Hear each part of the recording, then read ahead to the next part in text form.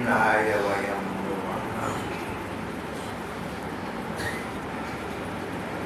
श्रीमद्भागवत का एक बहुत रोचक, प्रेरक और शिक्षाप्रद प्रसंग है।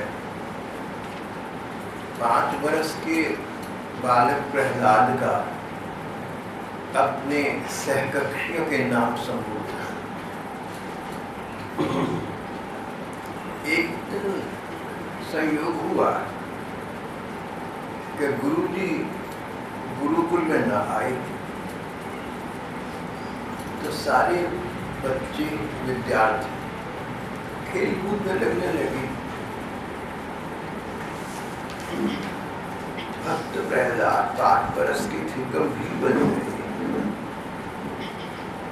गुरु की गृहस्थी के काम से कहीं बाहर चली गई थी। छुट्टी में जाने के कारण प्रहलाद जी के समान आयु के बालकों ने उन्हें भी खेलने के लिए बुलाया, पर प्रहलाद जी तो ज्ञानवान थे। ऐसे संस्कार लेकर संसार में आई थी कि साधारण आमोद प्रमोद के साधन उन्हें प्रदुग्ध नहीं करते थे। अन्य बच्चों वाले खेल कूद उनके मन को आकृष्ट नहीं करते थे।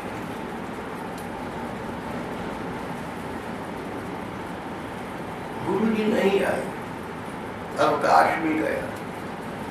सामान्य विद्यार्थियों के लिए, छोटी आयु के बच्चे थे, खेल कूद का अच्छा अवसर मिल गया। प्रहलाद भी उसी आयु के थे,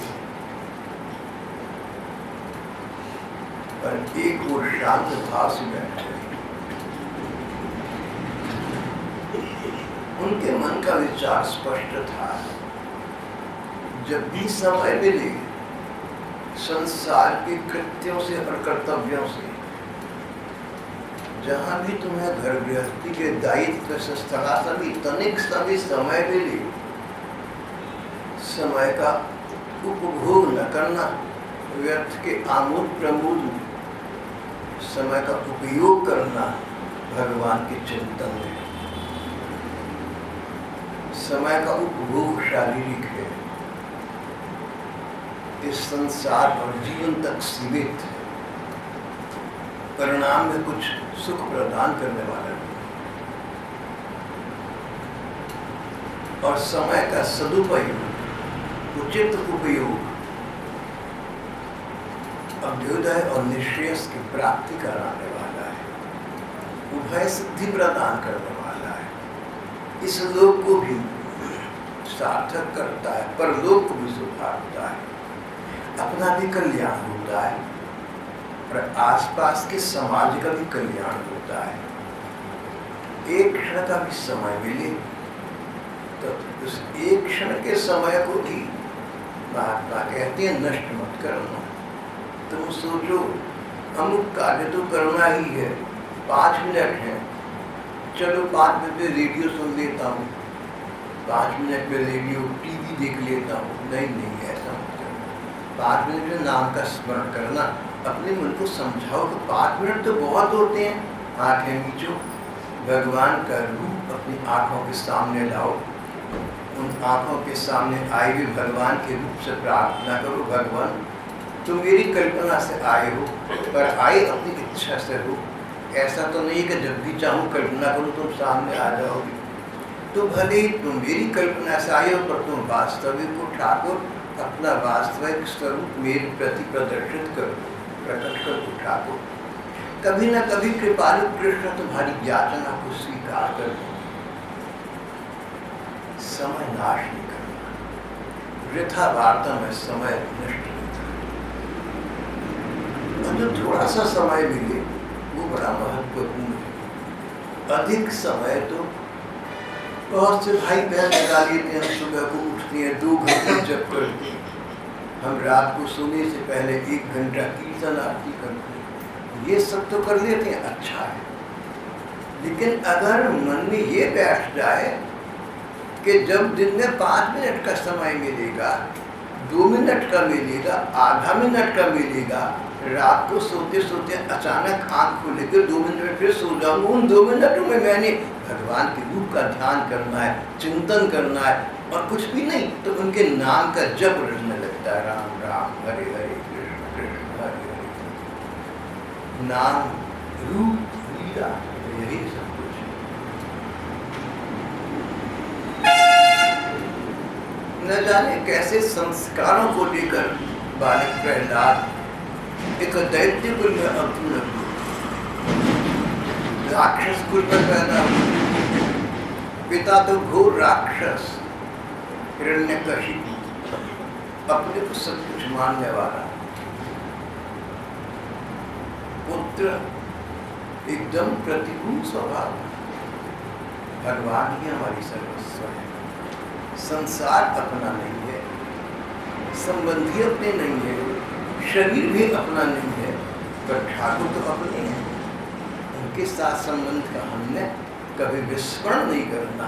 ठाकुर के साथ जो संबंध है, जो हमारा नाता है, उसको सदा सदा स्मरण में रखना है।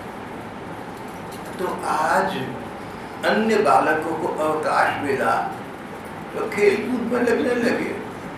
देखा एक वो उनके सहकक्षी बालक प्रहलाद शांत भाव से एकांत चित्त कहीं बैठे, उनको पुकारा, भैया प्रहलाद तुम भी आओ ना, खेलो ना हमारे साथ,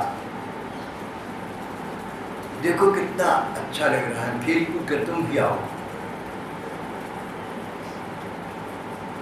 प्रहलाद जी ने दूसरी बात कर दी, बोले भाइयों तुम्हें अच्छा लग रहा है सो तो अच्छा है, पर तुम मेरे पास आकर देखो कितना अच्छा लगेगा। बच्चे आकृष्ट हुए, क्या कह रहा है, भागे आए, बोले क्यों भाई प्रहलाद, क्या अच्छा लगेगा तुम्हारे पास? बोले मैं तुम्हें भगवान की लीला कथा सुनाऊंगा, मैं तुम्हें जीवन के वास्तविक लक्ष्य से अवगत कराऊंगा। देखो खेल कूद, हंसना, भागना, खाना पीना, सोना, ये सब काम तो पशु भी करते हैं। अगर हम भी यही काम करते हैं जैसे पशु, वैसे हम आहार निद्रा भय स्वाद परीक्षा, खाना पीना सोना जागना, आमूल प्रमोद मनोरंजन, तन मन के सुखों के पीछे भागना, ये तो पशु भी कर रहे हैं। हम भी यही कर रहे हैं, जैसे पशु वैसे हम। प्रहलाद जी बोले तुम आओ मेरे पास, मैं तुम्हें संतों की वाणी सुनाऊंगा, मैं तुम्हें शास्त्रों का सार बताऊंगा, सारे ग्रंथों का सार, सारी संत वाणी का सार, तो मैं इसको थोड़े से समय बता दूंगा। अपना समय तुम मुझे दो, मैं तुम्हें संतों की वाणी का सार सुना दूंगा। बालकों को बात अच्छी लगी, प्रहलाद को घेर कर बैठ गए। देखिए दैत्य बालक थे, राक्षसों के बच्चे थे, इनकी शक्ल भी राक्षसों वाली थी, वंशानुगत, आकृति भी वैसी। पर कुछ चीजें सारे संसार में सदा से समान रही हैं। बच्चों का भूलापन, नवजात बच्चा किसी भी कुल का हो, जाति का हो, कहीं भी जन्मा हो, समान रूप से भोला होगा, प्रायः ऐसा होता है। अब ये ना कहने लगता कोई भी, एक लड़का तो नहीं था ऐसा, भैया एक लड़के की बात नहीं है, सारी संस्थान में प्रायः जो होता है उसकी बात है। जब कोई सिद्धांत की समालोचना होती है तो किसी व्यक्ति विशेष की बात नहीं होती, किसी अलग से एक केस की बात नहीं होती, किसी अपवाद की चर्चा मत करने लगेगा। जन सामान्य में जो होता है, साधारणतः जो होता है, प्रायः जो होता है, उसकी चर्चा करना। तो प्रायः सब छोटे छोटे बच्चे, पशुओं के क्यों ना हो, मैंने सुना है जो शेर चीते हैं, इनके भी छोटे छोटे बच्चे जब जन्म लेते भोली से होते हैं।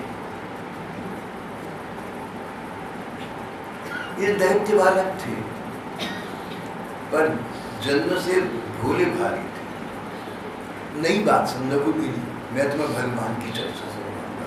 आज तक तो भगवान का नाम कहीं सुना नहीं था, अगर सुना था तो आलोचना में, भगवान भगवान कुछ नहीं होता, उस बेवकूफ़ी मत पढ़ो। आज कानों पढ़ा के मैं तुम्हें भगवान की कथा सुनाऊंगा, भगवान की महिमा सुनाऊंगा, भगवान हमारी अपने हैं, अच्छे हैं, उनकी बात भोले भोले दैत्य बालक प्रहलाद को घेर कर बैठ गए, सबके चेहरे पर भूला भाव जाता है।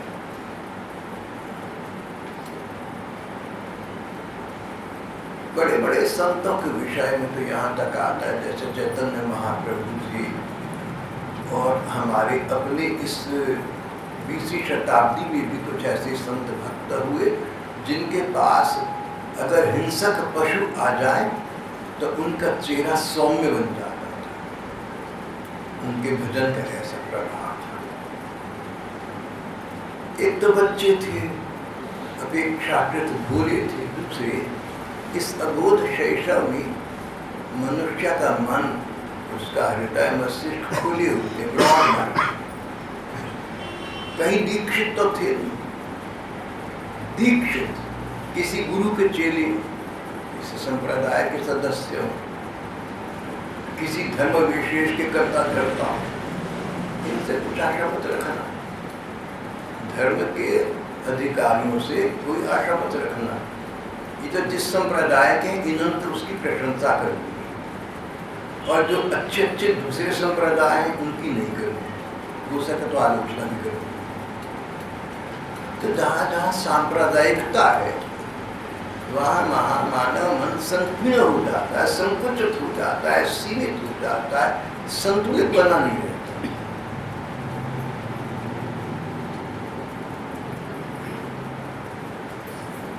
मैंने बहुत सी भाइयों को, बहनों को देश में देखा, बहुत अच्छे स्तर के साधक हैं, भगवान का भजन करती हैं, स्वभाव सुंदर, सब प्रकार से गुणी है।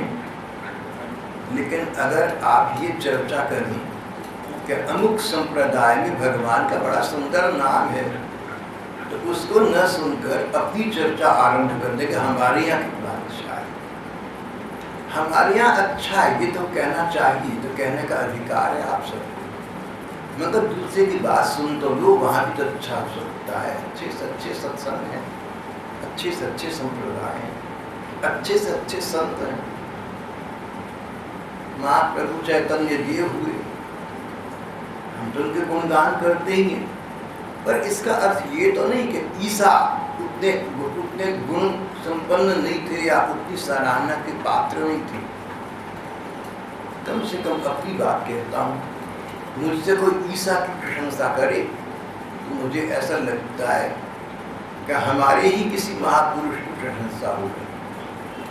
जैसे चैतन्य देव की सराहना सुनकर अच्छा लगता है, जैसे गुरु नानक देव की सराहना सुनकर अच्छा लगता है, ऐसे ही मुझे ईसा और मोहम्मद की सराहना सुनकर अच्छा लगता है।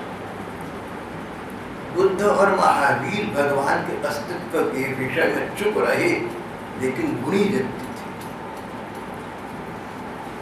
उच्च कोटि के सत्य सिद्धांत के प्रति समर्पित थे, उनकी चर्चा हो अच्छा लगता है। क्योंकि मैं किसी संप्रदाय में, अगर मैं किसी संप्रदाय में हो जाता दीक्षित, किसी का शिष्य बन जाता, तो बात कुछ और हो जाती। भगवान ने मुझे सांप्रदायिकता से मुक्त रखा। कई लोग कहते हैं कि एक निष्ठा होनी चाहिए, ये बात बिल्कुल ठीक है। आप सांप्रदायिकता से मुक्त रहें, संकीर्णता से मुक्त रहें, और तो भी किसी स्थान पर आपकी एक निष्ठा हो सकती है। जैसे कोई समझदार बालक कहे कि सबसे अच्छी महिला तो मुझे अपनी माँ लगती है। अगर उसको समझदार है तो ये समझ जाए कि इसी प्रकार सबको अपनी माँ अच्छी, सब माएँ अच्छी, मेरी माँ अच्छी है, सब है, तेरी भी अच्छी है, इनकी भी अच्छी है, सबकी माँ अच्छी। एक निष्ठा तो मेरी है, भूख प्यास लगे कि अपनी जन्मदात्री माँ के पास जाऊंगा।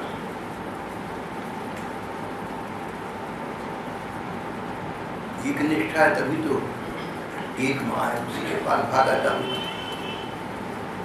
कहते हैं गायों की भीड़ में बछड़ा अपनी माँ गाय को ढूंढ लेता है। एक निष्ठा चाहिए, पर एक निष्ठा अर्थ ये नहीं कि अन्य सब जने कम स्नेह सम्मान के पात्र। प्रहलाद भगवान के प्रति भक्ति भाव रखती थी, आस्था रखती थी। मित्रों को पास बिठाकर बुलाया, परम ज्ञान थी। देखा कि उनके सहपाठी उनके पास प्रसन्नता पूर्वक आकर बैठ गए हैं, तो उन्होंने उनसे मधुर वाणी में अपने मन की बात कही। मधुर वाणी, ये बात, ये छोटा सा वाक्यांश बड़ा सुंदर उपाधि है। मधुर वाणी में तुम किसी से बात करो ना तो ऐसे करना मानो उसके बराबर के। गुरु पद पर आसन्न होकर किसी को सिद्धांत मत समझा। मैं तो ज्ञानी हूँ, मैं तो विद्वान हूँ, मैं तो परम ज्ञानी, तुम क्या जानो। ऐसा न करना। जैसे सबके बीच में हम एक हों ऐसे बोले, जैसे मित्रता के स्तर पर। प्रेमावतार प्रभु चैतन्य देव पढ़ाया करते थे, फिर श्री कृष्ण प्रेम में इतने उन्मत्त हो गए, पढ़ाना उनके बस का जो गाना रहा। विद्यार्थी बोले लेकिन हम तो फिर भी आपके पास आएंगे। बोले आना अब, लेकिन अब शिष्य के रूप में बताना, मित्र के रूप में आना। हम सब श्री कृष्ण के सखा, हम सब श्री कृष्ण की सखी हुई, सब समान है। अपने विद्यार्थियों तक को उन्होंने समकक्ष कर दिया। अवश्य ही विद्यार्थियों ने उनका पूर्ण सम्मान फिर भी रखा। ये तो विद्यार्थी की अच्छी बात हो गई, पर प्रेमावतार प्रभु चैतन्य देव ने समानता के स्तर पर सबको भक्ति, प्रेम और वैराग्य के सिद्धांत और प्रशिक्षण प्रदान किया। तुम किसी को बात बताओ ना, ज्ञान की बात बताओ, विद्वत्ता की बात बताओ, बहुत अच्छी बात है, दूसरे को बताना चाहिए। लेकिन ऐसे बताना जैसे तुम उसके बराबर के हो, या कभी कभी तो ऐसे बताना मानो तुम छोटे हो।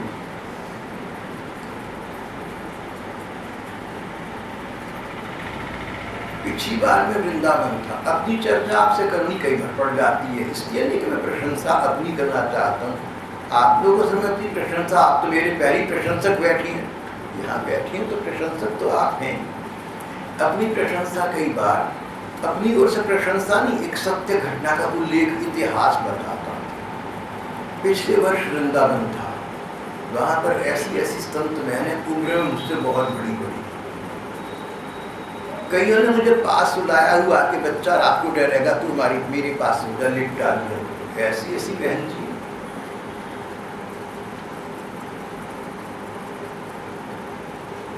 तो अब उनका पूरा जीवन वृंदावन में घर गृहस्थी से दूर, रुपए पैसे से दूर, भगवान का भजन करने में बीत गए। पिछली बरस जैसा कई बार हो जाता है, मुझे कहने लगी कि तुझे हमें कुछ ना कुछ बात बतानी पड़ेगी। मैंने कहा मैं क्या बताऊंगा, लेकिन चलो उनका आग्रह था तो मैंने फिर उनसे अपनी ठाकुर संबंधी वार्ता करनी थी, पाठ करना था जिसे कहते हैं, सो आरंभ किया। तो मैंने कहा जैसे अध्यापक बच्चों को पाठ पढ़ाता है, अगले दिन किसी विद्यार्थी से कहता है खड़े हो जाओ, वो पाठ सुनाओ, तो विद्यार्थी जो पाठ सुना रहा है वो अध्यापक का बताया हुआ पाठ दोहरा रहा है। मास्टर जी मैंने आपसे ये सीखा, आपकी आज्ञा है तो आपको सुना देता हूँ, मुझे याद है। ये मैंने वहाँ पर उदाहरण दिया था आरंभ में। मैंने कहा इस प्रकार जो कुछ मैं तुम लोगों से सुनता रहा, जो कुछ आप लोगों के जीवन में दिखता रहा, अब आपकी आज्ञा हुई है तो आप लोगों के श्री चरणों में प्रणाम करते हुए मैं वही दोहरा देता हूँ। यहाँ मैं एक बात ये कहूँगा, मेरे मन का भाव भी यही था। मैंने शिष्टाचार की भाषा का नहीं प्रयोग किया, मेरे मन में भी ऐसा ही था, ये सच ही बात है, सच बोला। लेकिन अगर कहीं ऐतिहासिक दृष्टि से सत्य न हो तो भी दूसरों का सम्मान रखना और सम्मान पूर्वक अपने मन का ज्ञान दूसरों तक संदेशित करना उचित प्रकार है।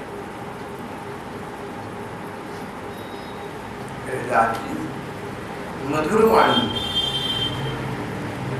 हंसते हुए, उन पर कृपा करके हंसते हुए कृपा करना, देखो भगवान की बातें सुनाना, जीवन के चरम लक्ष्य की बातें बताना, कृपा तो है।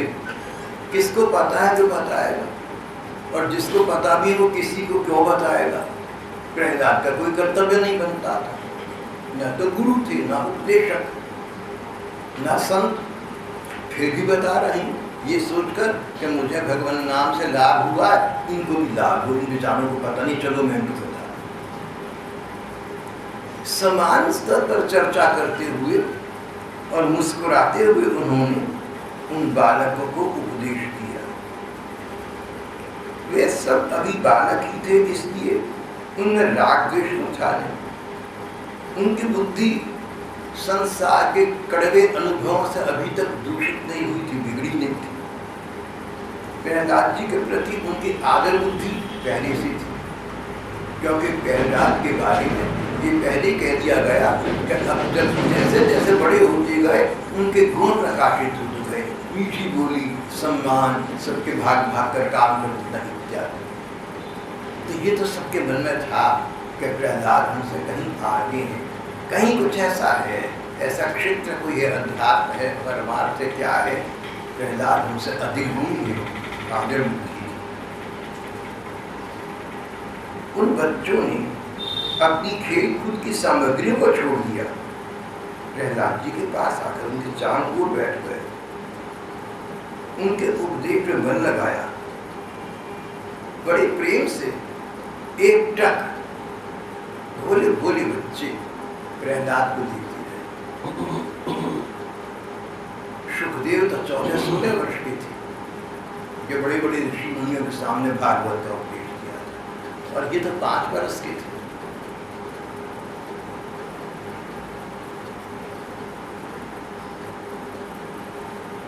प्रहलाद के उपदेश में मन लगाकर बड़े प्रेम से एक टक उनकी ओर देखने लगे। भगवान की परम प्रिय भक्त प्रहलाद का हृदय उनके प्रति करुणा और मित्रता के भाव से भरा हुआ था। प्रहलाद ने कहा, मित्रों, दुर्लभम मानुषम जन्म, ये जो मनुष्य का तुम्हें जन्म मिला है ना, बड़ा दुर्लभ है, बड़ी कठिनाई से मिलता है।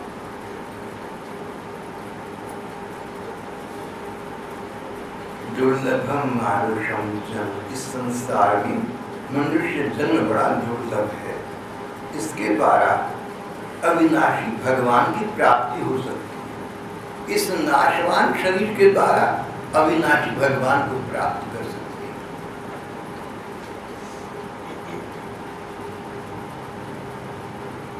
पहले 10वीं की कक्षा में पढ़ते थे, एक प्रश्न आती थी जिनमें ठीक संख्या जाननी बतानी होती थी। कहते थे कल्पना करो संख्या है 1, एक की कल्पना करके उचित उत्तर तक पहुंच जाते थे। ये जो शरीर है ना, ये तो एक भी नहीं है, तो 0 है। इतना एक कह लो कि वर्तमान में तो है, शरीर के अंग काम कर रहे हैं, बुद्धि काम कर रही है, इसको एक मान, कब तक है, कौन करे। प्रहलाद जी ने कहा, इस नाशवान शरीर के द्वारा अविनाशी भगवान की प्राप्ति हो सकती है, पता नहीं कब इसका अंत हो जाए। इसलिए बुढ़ापे के या यौवनावस्था के भरोसे न रहना, बचपन में ही भगवान को पाने का अनुष्ठान करो। बहुत अच्छी बात कही है। जिनका बचपन गुजर गया, चलो अब जहाँ है वहाँ से शुरू कर दो। लेकिन देश के लिए, संसार के लिए बात यही थी कि बचपन से भगवत भाव जगाना चाहिए। कई संस्कारी बच्चे होते हैं और कई बच्चों के संस्कार निर्माण आप कर सकते हैं।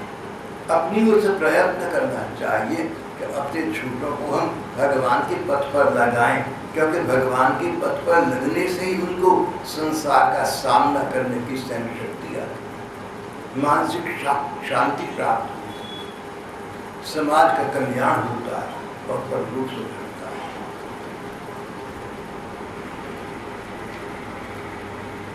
भगवान की प्राप्ति कराने वाली साधना का अनुष्ठान अभी कर लेना चाहिए। भगवान ही हम सबके स्वामी हैं, सुहृद हैं, प्रियतम हैं और आत्मा है। सुखम अंजयकम दैत्यादि योगेन देहिनाम सर्वत्र लभ्यते दैवात् यथा दुःखमय प्रता।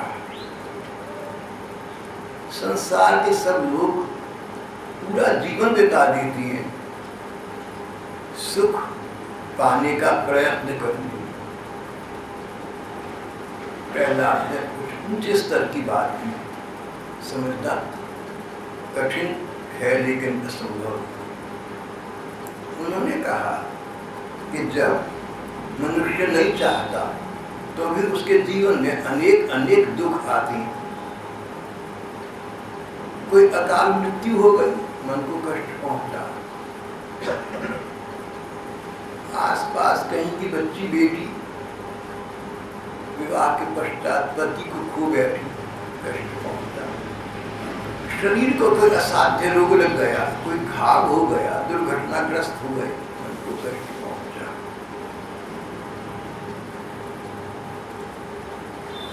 कोई मित्र विश्वासघाती निकला,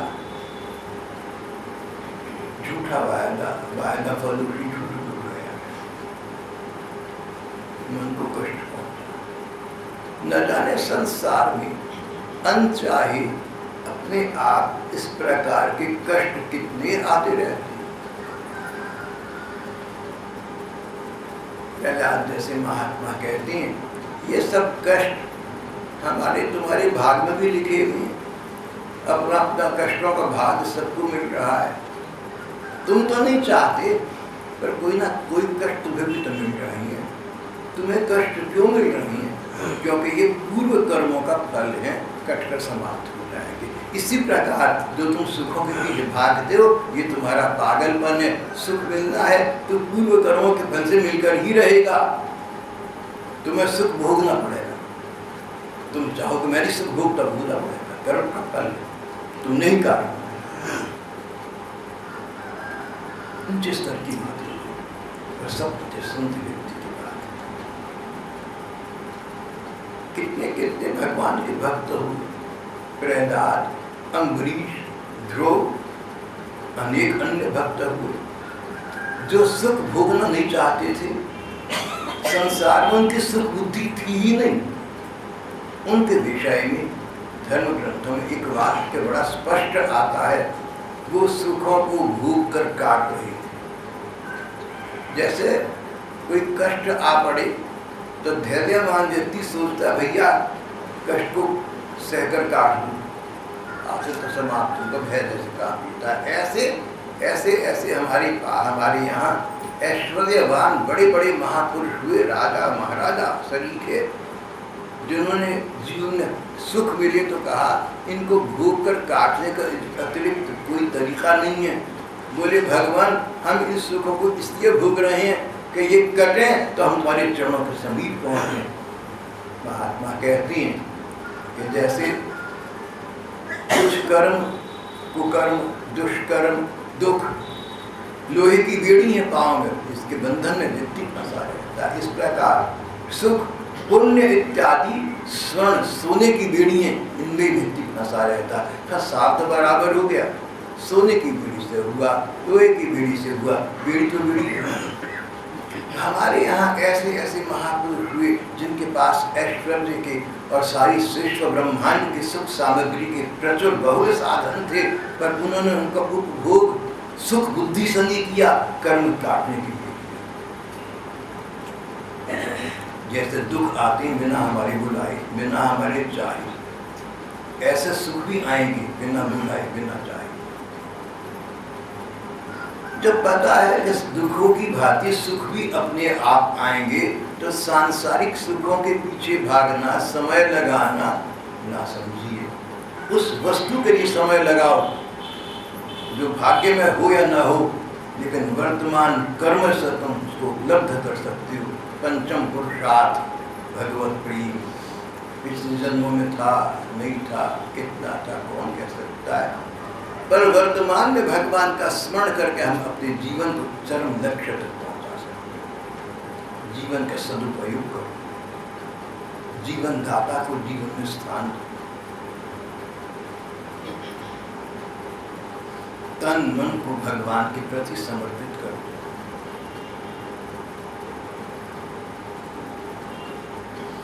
हमारी सुहृद, हमारी प्रियतम भगवान है। इंद्रियों से जो सुख भोगा जाता है वह तो भाग्य के अनुसार सर्वत्र वैसे ही मिलता है जैसे सर्वत्र लभ्यते दैवात्, जैसे यथा दुखम अयत्नता, जैसे दुख मिलती है ना बिना यत्न करे, अपने आप, बिना बुलाए मेहमान। इसी प्रकार सुख भी तो मिलेंगे ही, क्योंकि ही तो हम शुभ कर्मों का फल है।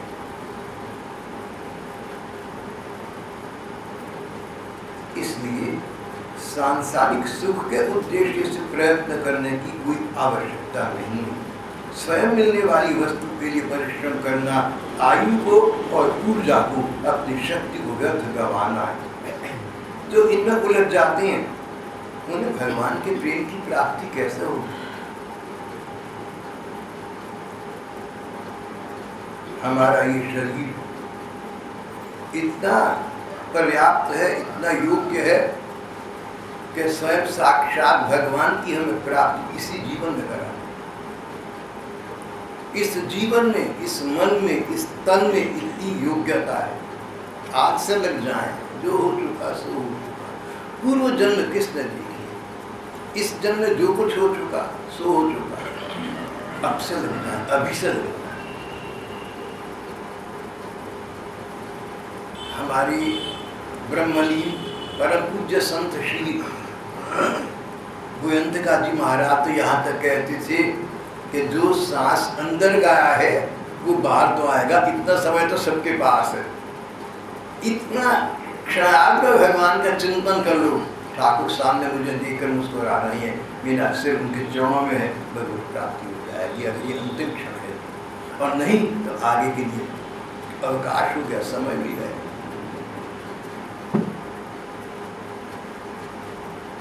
सांसारिक सुख के उद्देश्य से प्रयत्न करने की कोई आवश्यकता नहीं।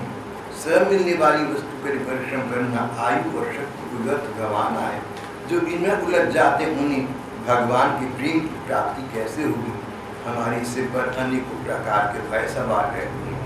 इसलिए ये शरीर जो भगवान को प्रदान करने के लिए पर्याप्त है, जब तक रोग आदि का शिकार होकर मौत के मुंह में नहीं चला जाता, तब तक मनुष्य को चाहिए अपने स्थायी कल्याण के लिए, जन्म जन्मांतर के अपने कल्याण के लिए अभी से साधन करो। अभी तो कर सकती हो, अगले जन्म सुधार सकती हो। इस जन्म में कई तनाव है, कई कष्ट रहे, कई अवांछित वस्तुएं जीवन में आई, अगले में ना आए, उससे अगले भी ना आए। इसका उपाय भगवान की स्मरण, भगवान का स्मरण करना है, भगवान की शरण लेना है।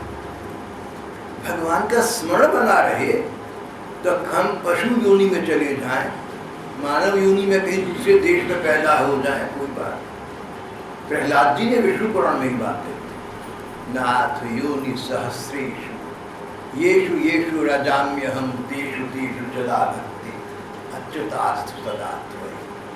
भगवान मेरा जन्म किसी भी योनि में हो, किसी भी शरीर में हो, किसी भी देह में हो, किसी भी देश में हो, किसी जाति में हो, पर आपका स्मरण वहां मुझे बना रहे। स्मरण ही सुख है, स्मरण ही जीवन है, विस्मरण ही मरण है। महात्माओं ने कहा विस्मरण भगवान का भूल जाना, विस्मरण ही मरण है और स्मरण ही सुख है, जीवन है।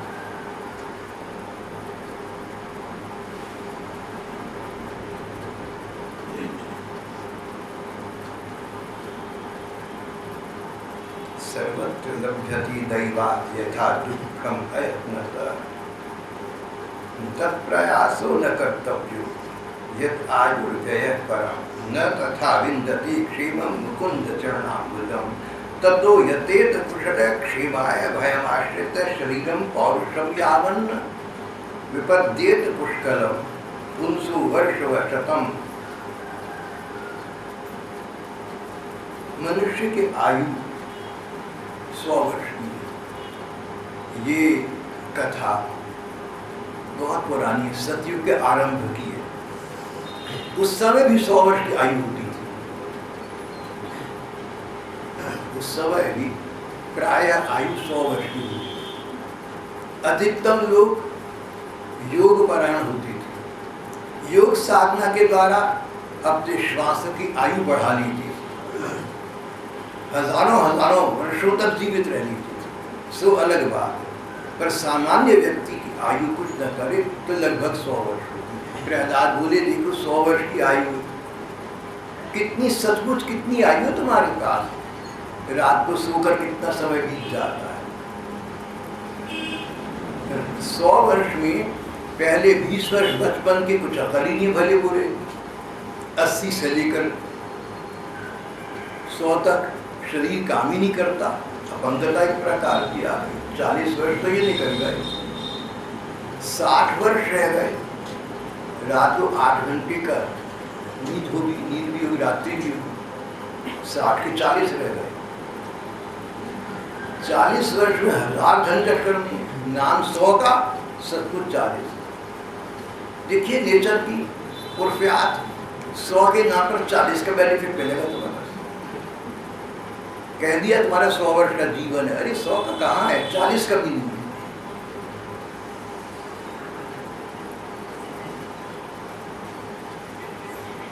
जिन्होंने अपने इंद्रियों को वश में नहीं किया उनकी आयु का आधा भाग तो यूं ही बीत जाता है। रात में अंधकार में ग्रस्त होकर पड़ी रहती, बचपन में अपने भले बुरे का ज्ञान नहीं होता, कुमार अवस्था में खेलकूद में बीत जाती, बुढ़ापा शरीर को ग्रस्त देता है, तब अंत के 20 वर्ष में कुछ करने धरने की शक्ति नहीं रह जाती, रह गई बीत की थोड़ी सी कुछ आयु, उसमें कभी न पूरी होने वाली अनेक अनेक कामनाएं, बलात् पकड़ रखने वाला मोह है, घर द्वार की आसक्ति है। घर गृहस्थी की आसक्ति में जीव इतना उलझ जाता है कि उसे कर्तव्य अकर्तव्य का ज्ञान नहीं रहता। इस प्रकार बची खुची आयु उसके हाथ से निकल जाती है। प्रहलाद जी ने कहा भाइयों, जिनकी इंद्रियां वश में नहीं है, ऐसा कौन सा पुरुष होगा जो घर गृहस्थी में आसक्त और माया मोह की मजबूत फांसी में फंसे हुए अपने आप को उनसे छुड़ाने का साहस कर सके। धन की तृष्णा को भला कौन जा सकता है, अधिक अधिक पैसे का मोह, और पैसा और पैसा, पैसे की हाय हाय हाहाकार, पैसा होता है, जितना जितना पैसा बढ़ेगा उतना उतना पैसे की तृष्णा और कामना बढ़ेगी, और मरते समय पैसे की ध्यान न रहे।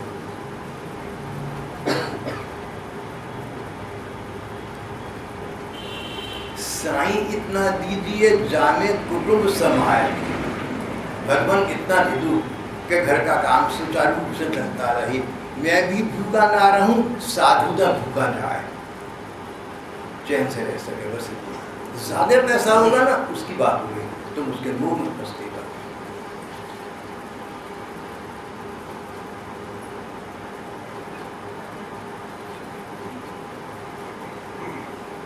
धन की तृष्णा को भला कौन त्याग सकता है। अब अपने अपने दिल में स्वयं भाई बहन सोचें कि धन की तृष्णा को क्या आप त्याग सकते हैं? क्या आपके पास इतना पैसा है कि शेष जीवन 2 रोटी खा सके चैन से, और उसके अलावा भी कोई पैसा है? अगर अलावा भी पैसा है तो क्या आप उसको बढ़ाने की कोशिश करते रहते हैं? आप संतुष्ट हो चुके, अब धन का उपार्जन आपने समाप्त कर दिया, जो फालतू पैसा है वो दूसरों में लगा रहे हो, परोपकार में। कितने भाई बहन ऐसे हैं, देखो यहाँ तो सत्संगी भाई बहन बैठे हैं, अगर वो भी इतना नहीं कर पा रहे तो साधारण संसार की स्थिति के बाद ही क्या है। धन की तृष्णा शब्द को मुक्त रखो, आवश्यक धन रखने में कोई बुराई नहीं है। लक्ष्मी विद नारायण, स्वामी चिन्मयानंद जी महाराज ने अमेरिका में कहा, लक्ष्मी तो रखना पैसा, विद नारायण भगवान का स्मरण करके।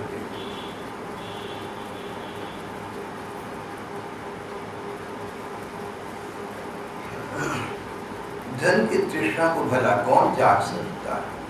जो अपनी प्रियतमा पत्नी के एकांत सहवास, उसकी प्रेम भरी बातों और मीठी मीठी सलाह पर अपने को निछावर कर चुका है, जो भाई बंधु और मित्रों के स्नेह पाश बंध चुका है, नन्हे नन्हे बच्चों की तोतली गोली पर दुखा चुका है, वो तो रात को जागेगा ना, इन्हीं का विचार आएगा,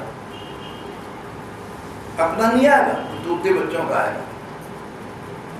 छोटे छोटे बच्चों को घर में खेलता कूदता देखकर सारे संसार में जितने छोटे छोटे बच्चे ना, सब उतने लाडले प्यारे जितने आपके, जितने यहाँ जितने भाई बहन बैठे हैं, इनके जहाँ जहाँ बच्चे हैं, कोई 2 साल का है, कोई 4 साल का है, पोते हैं, जो भी छोटे बच्चे हैं, 2-2, 4-4 साल के, सब इतने भोले भाले और अकल की बात करें जितने आप सबके बच्चे हैं। शायद आपसे भोले ज़्यादा और शायद आपके बच्चे ज़्यादा अकलमंद होंगे, मगर अपने बच्चों तक हम सीमित रहे, वही दिखते उन्हीं में लगे हुए।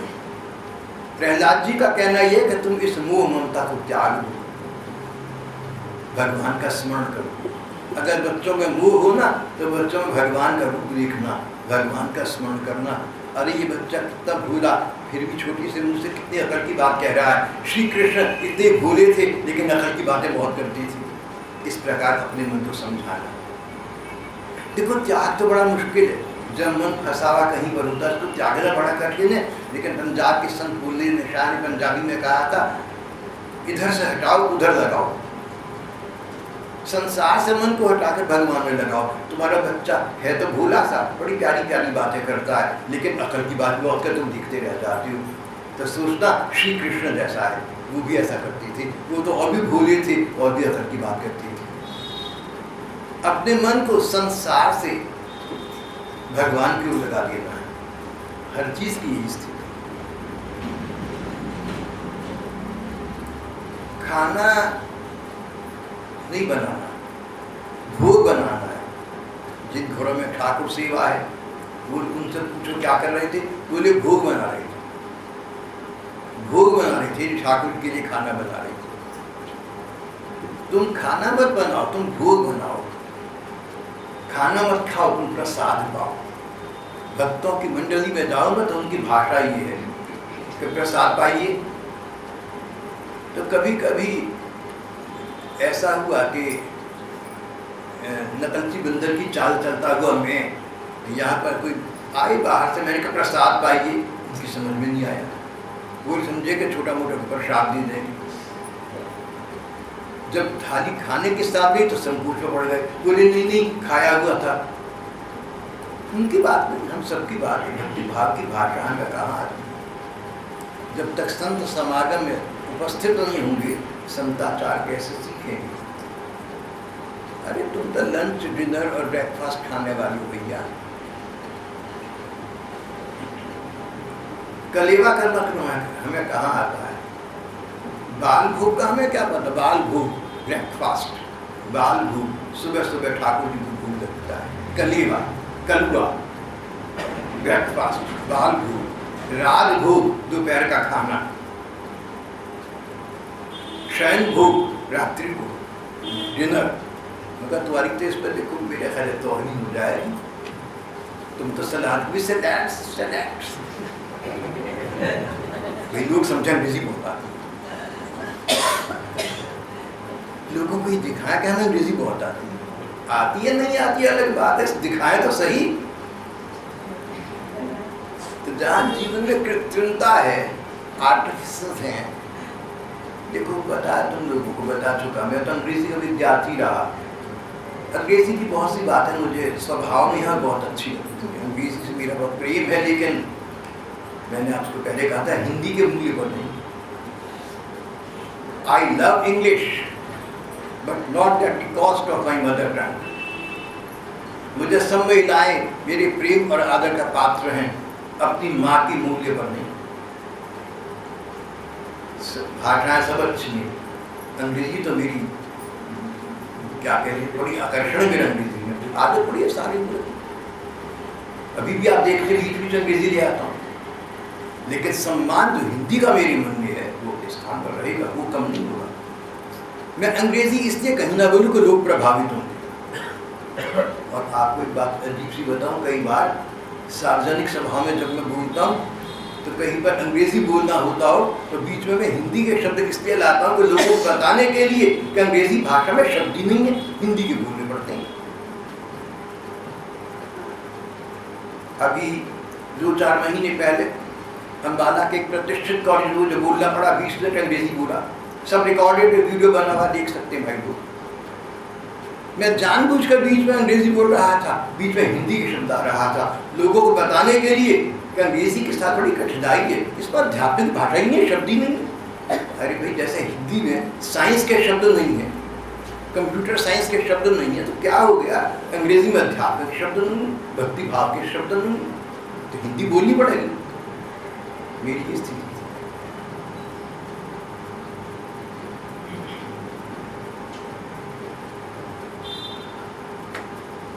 समय हो चुका है, अचानक बीच में एब्रप्ट, अंग्रेजी में कहते हैं, हिंदी में क्या कहते हैं मुझे पता नहीं, क्या कहते हैं भाई, एब्रप्टली हम बंद कर रहे हैं जी, एकदम एकदम इमीडिएट, एब्रप्ट यानी बीच में किसी बात को काट देना। कुछ शब्द तो होगा जी,